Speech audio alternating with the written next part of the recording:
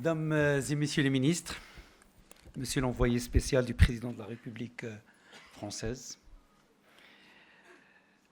Monsieur l'ambassadeur, Ali Safir, Monsieur l'ambassadeur, Mesdames et Messieurs les directeurs généraux, partenaires et experts, Mesdames et Messieurs, je suis heureux d'être parmi vous aujourd'hui pour l'ouverture de cette 16e conférence de l'énergie dans cette ville emblématique de Ouarzazate, symbole de l'ambition énergétique de notre pays, grâce à la clairvoyance de la stratégie nationale dans ce secteur, impulsée par Sa Majesté le roi Mohammed VI, que Dieu l'assiste. Cette rencontre intervient dans un contexte mondial particulier, marqué par une accélération des transitions énergétiques, par une prise de conscience climatique sans précédent et par une pression croissante sur les ressources naturelles, notamment l'eau et l'énergie. Aussi, le choix des thèmes de cette rencontre, énergie, pilier stratégique de la sécurité hydrique et du développement durable, illustre parfaitement la profondeur de la réflexion à mener, car si l'énergie est toujours un levier de croissance, elle est aujourd'hui au croisement de toutes les transitions écologiques, industrielles, sociales et territoriales. Depuis le début de règne de Sa Majesté le roi Mohammed VI, que Dieu l'assiste, notre pays a engagé une transformation énergétique profonde, progressive et durable. Nous avons investi dans le solaire, l'éolien, l'hydroélectricité et plus récemment dans l'hydrogène vert. Nous avons créé des institutions fortes, renforcé nos capacités de gouvernance et je profite de cette occasion pour saluer le travail considérable et le rôle majeur que jouent les établissements comme Mazen, l'ONE et bien d'autres dans la dynamique exceptionnelle que connaît ce secteur dans notre pays.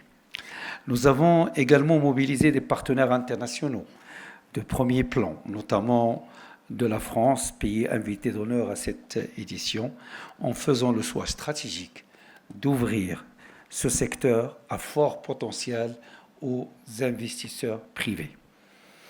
Les efforts déployés par les différents acteurs dans le royaume permettront de dépasser dès la fin de l'année prochaine, en 2026, l'objectif de 52% des énergies renouvelables dans le mix électrique, objectif initialement prévu à 2030.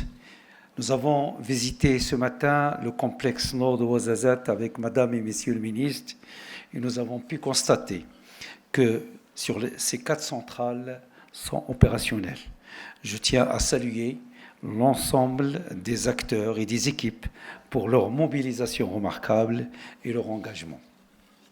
Aujourd'hui, nous souhaitons aller encore plus loin, plus d'intégration concrète des énergies renouvelables dans nos systèmes de production, de transport, d'habitat et d'agriculture, et une généralisation des solutions bas carbone dans nos villes, nos industries et nos territoires ruraux. En parallèle, l'émergence de technologies de rupture doit être pleinement saisie. L'hydrogène vert, en particulier, représente une opportunité historique pour le Maroc.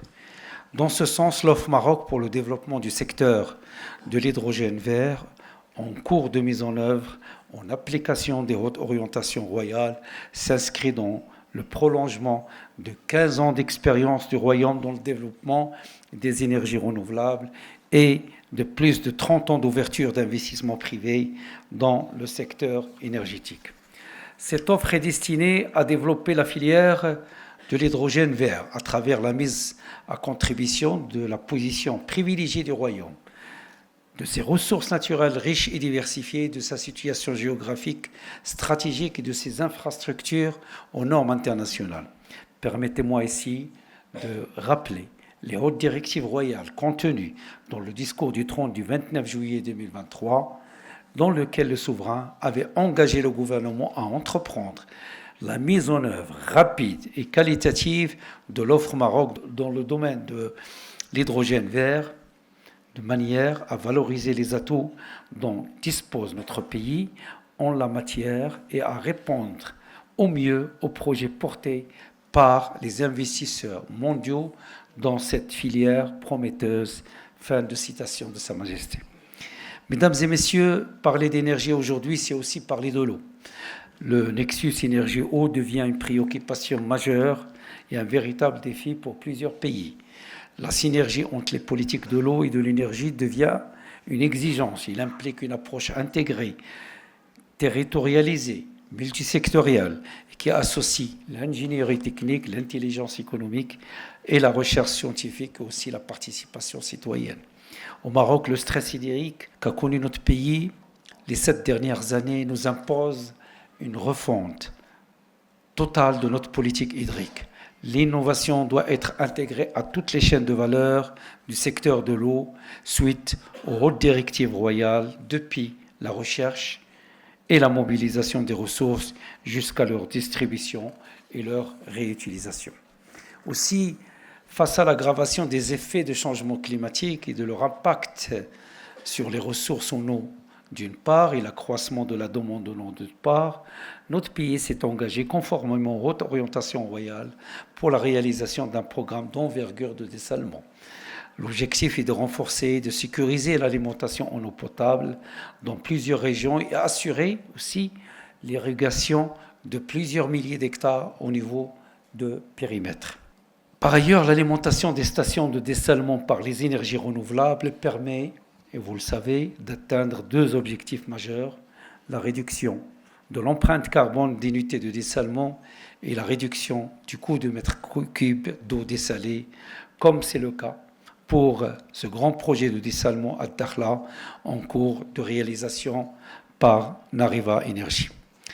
Mesdames et messieurs, notre transition énergétique nationale repose sur une vision anticipative qui fait des énergies renouvelables un pilier fondamental de notre développement, de notre souveraineté énergétique et de notre transition vers une économie bas carbone.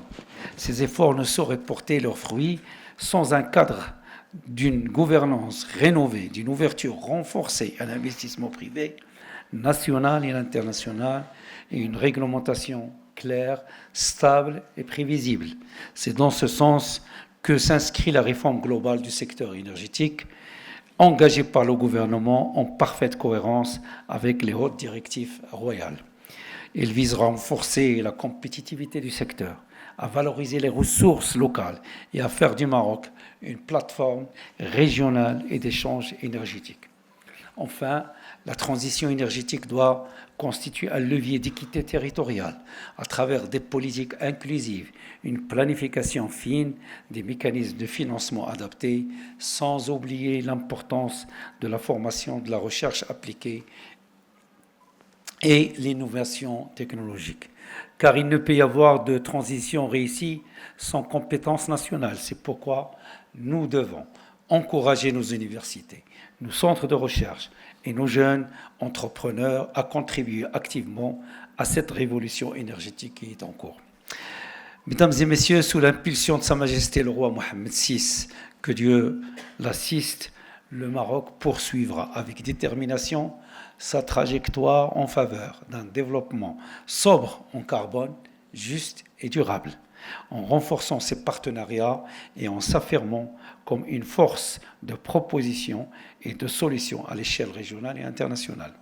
Cette conférence représente à cet égard une occasion précieuse pour renforcer les synergies et définir ensemble les contours d'un futur énergétique durable et équitable. Je vous remercie.